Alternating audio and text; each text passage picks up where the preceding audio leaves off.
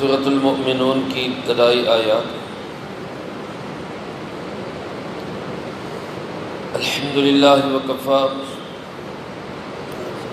سلام علی عبادہ الذین اصطفی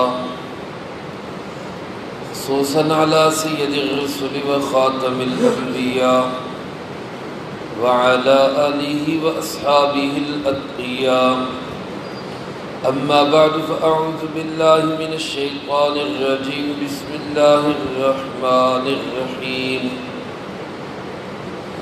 قد افلح المؤمنون الذين هم في صلاتهم خاشعون والذين هم عن اللغو معرضون۔ یقیناً فلاح پا گئے ایمان والے الذين هم في صلاتهم خاشعون، وہ لوگ جو اپنی نمازوں میں عاجزی کرنے والے ہیں، والذین هم عن اللغو معرضون، اور وہ لوگ جو فضول کاموں سے بچنے والے ہیں۔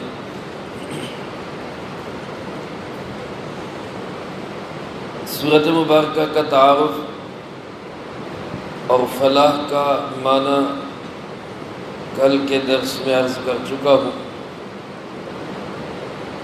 اللہ رب العالمین نے ان آیات مبارکہ میں 7 ایسی اہم چیزیں بیان فرمائی ہیں جن کو زندگی میں لا کر انسان حقیقی فوز اور فلاح تک پہنچ سکتا ہے۔ گویا یہ ایک نظام اور نصاب ہے کسی بھی فلاحی کامیابی کا، فرد کی فلاح کا اور کسی ملک کی فلاح کا۔ ایک شخص اگر فلاح چاہتا ہے تو اس کے لیے بھی یہی نصاب ہے، ایک قوم اگر فلاح چاہتی ہے تو اس کے لیے بھی یہی نصاب ہے۔ اس نصاب کی پہلی شرط جو ہے وہ ایمان ہے۔ قد افلح المؤمنون، ایمان کے بغیر فلاح نہیں ہے۔ کل عرض کر چکا ہوں کہ فلاح اس زندگی کو کہا جاتا ہے جس میں ہر مقصد پورا ہو اور کوئی رنج اور غم نہ ہو، اور ظاہر ہے کہ یہ زندگی ایمان والوں کو ملے گی اور جنت میں ملے گی۔ تو یہ ایمان پر موقوف ہے، ایمان کے بغیر یہ حاصل نہیں ہو سکتی۔ اس لیے میرے محترم دوستو، اگلی جتنی بھی چیزیں ہیں ان سب کا درجہ ایمان کے بعد ہے۔ اگر ایک شخص کے اندر اگلی تمام چیزیں پائی جا رہی ہیں جو آگے صفات اللہ پاک نے بیان فرمائی وہ سب اس کے اندر ہے، لیکن ایمان نہیں ہے، اللہ کی توحید پہ اس کو یقین نہیں، رسول اللہ صلی اللہ علیہ وسلم کی ختم نبوت کو تسلیم نہیں کر رہا، یا ایمانیات میں سے کسی اور بات کا منکر ہے، تو وہ ساری شرائط پائے جانے کے باوجود بھی اس کو حقیقی فلاح نصیب نہیں ہو سکتی۔ اس لیے پہلے اللہ پاک نے ایمان کو ذکر کیا، ایمان والے فلاح پا گئے۔ اور یہ ایمان کیا ہے کہ تمام ایمانیات اور عقائد جو اسلام کے مسلمہ اصول ہیں ان سب پہ ایمان لانا، ان سب کو تسلیم کرنا، ان سب کو مان لینا۔ آمنت باللہ وملائکتہ وکتبہ ورسلہ والیوم الآخر والقدر خیرہ وشرہ من اللہ تعالی والبعث بعد الموت، یہ ساری ایمانیات ہیں۔ اللہ پہ ایمان، کتابوں پہ ایمان، رسول علیہ السلام پہ ایمان، فرشتوں پہ ایمان، موت کے بعد دوبارہ جی اٹھنا، پھر زندہ ہو جانا، اس پہ ایمان۔ ہر اچھی اور بری تقدیر صرف اللہ کی طرف سے ہوتی ہے، اس پہ ایمان۔ ان میں سے کسی ایک چیز کا بھی کوئی انکار کرے، 1.25 لاکھ انبیاء علیہ السلام میں سے کسی ایک نبی اور رسول کی رسالت اور نبوت کا انکار کرے تو انسان مومن نہیں رہتا۔ جناب محمد کریم صلی اللہ علیہ وسلم کی نبوت کو تسلیم کرتا ہے ایک شخص، لیکن آپ کو آخری نبی نہیں مانتا، وہ شخص مومن نہیں رہتا۔ تو پہلی چیز بنیادی ایمان ہے، اللہ ہم سب کو نصیب فرمائے۔ اس کے بعد دوسری چیز ارشاد فرمائی الذین هم فی صلاتہم خاشعون، یہ وہ لوگ ہیں جو اپنی نمازوں میں عاجزی پیدا کرنے والے ہیں۔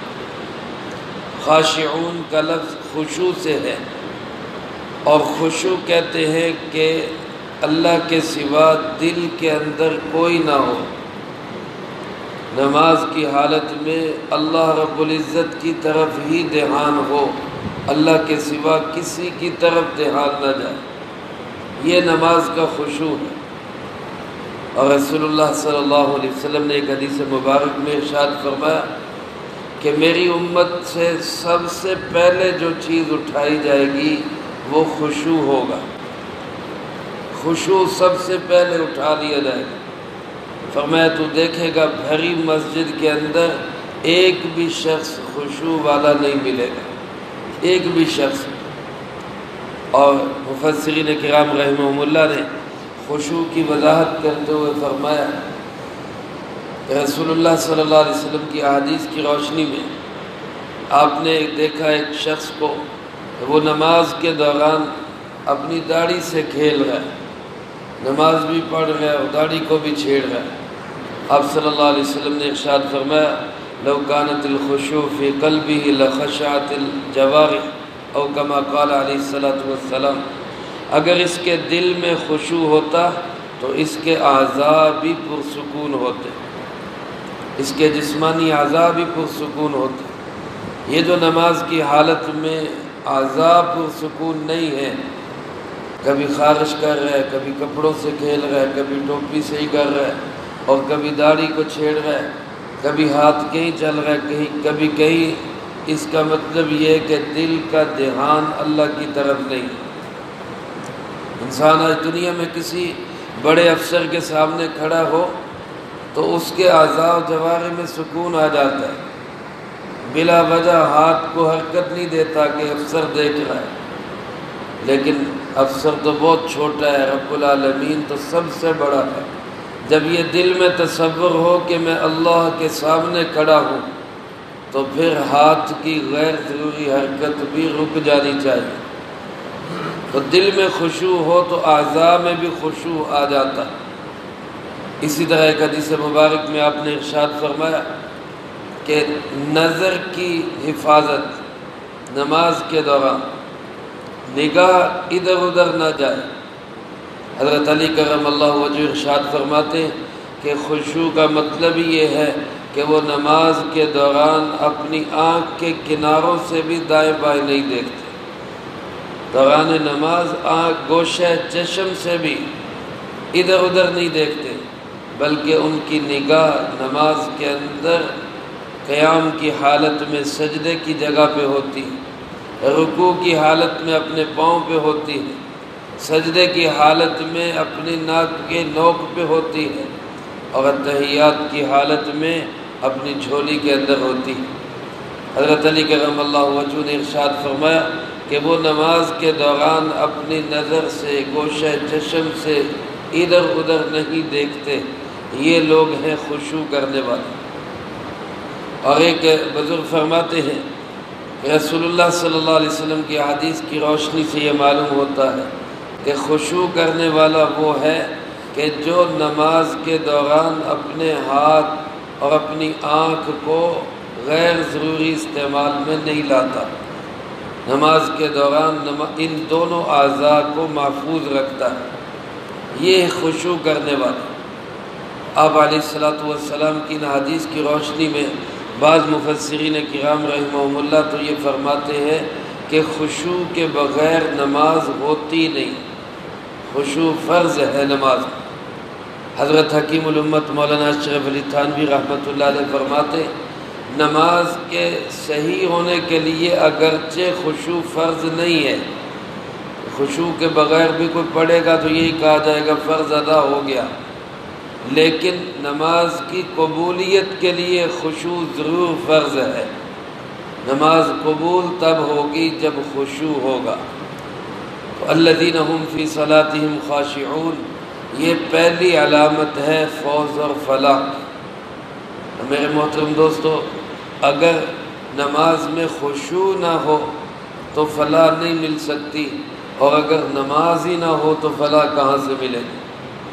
اگر زندگی میں نماز ہی نہیں ہے، ایک شخص کی زندگی میں نماز ہے لیکن خشوع میں کمی ہے، اس کے لیے فلاح نہیں ہے۔ لیکن ایک شخص کی زندگی میں نماز ہی نہیں ہے تو اس کو فلاح کہاں ملے گی؟ سب اندازہ لگا سکتے کہ نماز بھی کتنی ضروری ہے اور نماز میں خشوع بھی کتنا ضروری ہے۔ تو لہٰذا ہمیں کوشش کرنی چاہیے، ایک تو نماز کے ہم پابند بنیں، اللہ ہم سب کو اس کی توفیق نصیب فرمائے، اور دوسرا نماز میں خشوع پیدا کرنے کی کوشش کرنی چاہیے۔ یہ بھی ایک مشق ہے۔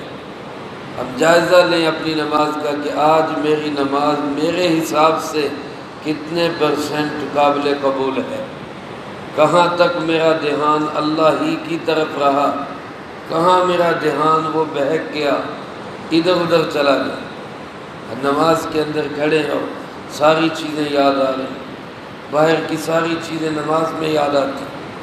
بہت دفعہ ایسا ہوا، لوگ کہتے ہیں یار چیز یاد نہیں آ رہی تھی، نماز کی نیت باندھی، وہ چیز یاد آ گئی، کام یاد آ گیا، فلاں چیز یاد آ گئی۔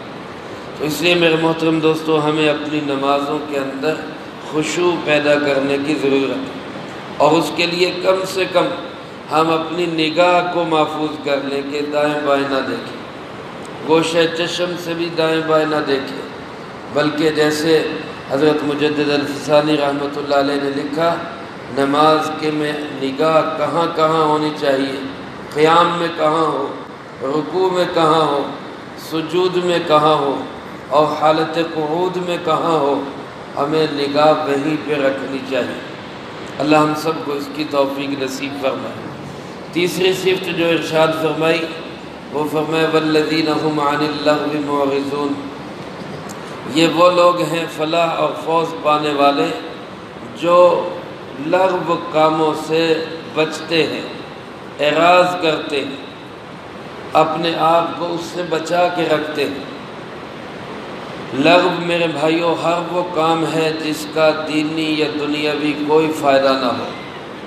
کوئی کام ایسا ہے نہ اس کا دین کا کوئی فائدہ ہے نہ دنیا کا کوئی فائدہ، بے فائدہ کام سے بھی بچتے ہیں، تو جو دینی یا دنیاوی اعتبار سے نقصان دہ کام ہے اس سے کس قدر بچنا چاہیے۔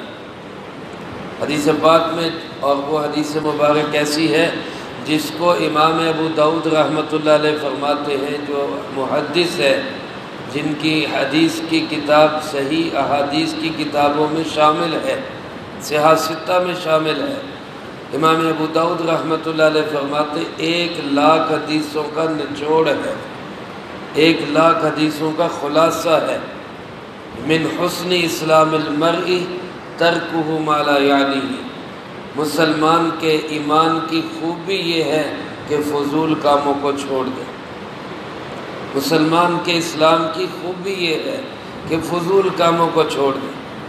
اب آپ دیکھ سکتے ہیں معاشرے کے اندر کتنے ایسے کام ہیں جو فضول کام ہے اور فضول گفتگو ہے، کام بھی فضول، گفتگو بھی فضول، بہت ساری ایسی چیزیں وہ ہماری زندگی میں پیدا ہو گئی، جبکہ اللہ پاک ارشاد فرماتے ہیں کہ فوز و فلاح والے وہ ہیں جن کا ہر کام با مقصد، ہر بول با مقصد، جو بولیں گے تو مقصد کی بات، اور جو کام کریں گے تو مقصد کا کام، یا دینی فائدہ یا دنیاوی فائدہ۔ اب آج میرے بھائیو گانا بجانا اور ڈانس کی محفلیں اور میوزیکل شو اور فضول کھیلے جن کا نہ کوئی دنیا کا فائدہ نہ آخرت کا فائدہ۔ اب صلی اللہ علیہ وسلم نے کھیل کی اجازت دی ہے، گھڑ سواری کو آپ نے خود پسند کیا ہے، تیراکی کو آپ صلی اللہ علیہ وسلم نے خود پسند کیا ہے، گھر میں بیوی بچوں کے ساتھ بیٹھ کے دل لگی گپ شپ کی باتیں، اس کو آپ نے خود پسند کیا ہے۔ لیکن اس کے علاوہ جو چیزیں، جو کھیلیں آج ہمارے معاشرے میں، رات گھنٹوں گھنٹوں بیٹھے اور تاش کھیل رہے ہیں، اب اس کا کیا فائدہ ہے دین کا یا دنیا کا؟ یہ فضولیات ہیں۔ عشاء کی نماز کے بعد آپ صلی اللہ علیہ وسلم نے باہر گھر سے باہر بیٹھ کے گپ شپ لگانے کو ناپسند قرار دیا۔ ایک حدیث پاک ہے، آپ صلی اللہ علیہ وسلم عشاء سے پہلے سونے کو اور عشاء کے بعد باتیں کرنے کو ناپسند کرتے تھے۔ علماء نے لکھا ہے کہ عشاء کے بعد باتوں کا مطلب باہر دوستوں کے ساتھ، کیونکہ گھر میں خود رسول اللہ صلی اللہ علیہ وسلم عشاء کی نماز کے بعد اپنی ازواج کے ساتھ باتیں کیا کرتے تھے، گپ شپ لگایا کرتے تھے، پرانے قصے کہانیاں سنایا کرتے تھے، یعنی اپنے گھر والوں کو ٹائم دیا۔ تو عشاء کی نماز سے پہلے سونا مکروہ، عشاء کے بعد فضول بیٹھ کے باتیں کرنا مکروہ، نہ دنیا کا فائدہ نہ دین کا فائدہ۔ رات کو چلے جائیں، چائے کے ہوٹل آباد ہیں، لگے ہوئے لوگ بیٹھے ہیں، لوڈو کھیل رہے ہیں، چائے کے ہوٹلوں پہ بیٹھے دیر تک بیٹھے ہیں اور لوڈو کھیل رہے ہیں، اور اتنا رش ہے کہ انسان حیران ہے یہ کیا ہو رہا ہے۔ یہ فضول کام ہے، اور جہاں گناہ کے کام ہو جائیں وہ تو اس سے بھی زیادہ خطرناک کام ہے، اس سے بھی زیادہ خطرناک، یعنی دین کا فائدہ نہیں، دنیا کا فائدہ نہیں، فوز و فلاح والے اس سے بھی بچتے ہیں، اور جہاں دین اور دنیا کا نقصان ہو اس سے کتنا بچنا چاہیے۔ ایک عام سی چیز ہے، ناراض ہونے کی بات نہیں، اگر کوئی ساتھی سعادت میں مبتلا ہے تو معذرت کے ساتھ سگریٹ پیتے ہیں، اس کا کیا فائدہ ہے؟ اس کا کیا فائدہ ہے؟ کوئی فائدہ نہیں، بلکہ نقصان ہے، صحت کا بھی نقصان، مال کا بھی نقصان۔ اب اس ایسے کتنے چھوٹے چھوٹے کام ہیں جو ہم چھوڑ سکتے ہیں، لیکن صرف یہ ہے کہ عادت بنی ہوئی ہے، چھوڑ نہیں پا رہے۔ تو یہ فضولیات اور لغویات جتنی بیکار چیزیں ہیں، اللہ پاک فرماتے فوز و فلاح والے ان سب سے بچتے ہیں۔ تو آج سے ہم عہد کریں انشاءاللہ العزیز ہم خود بھی ایسے کاموں سے اور ایسی باتوں سے بچیں گے، اور دوسروں کو بھی اس کی ترغیب دیں گے۔ اللہ ہم سب کو فوز و فلاح والا خوبصورت معاشرہ بنانے کی توفیق نصیب فرمائے۔ اللہم انت السلام و منک السلام، تبارک ربنا و تعالی یا ذا الجلال والاکرام۔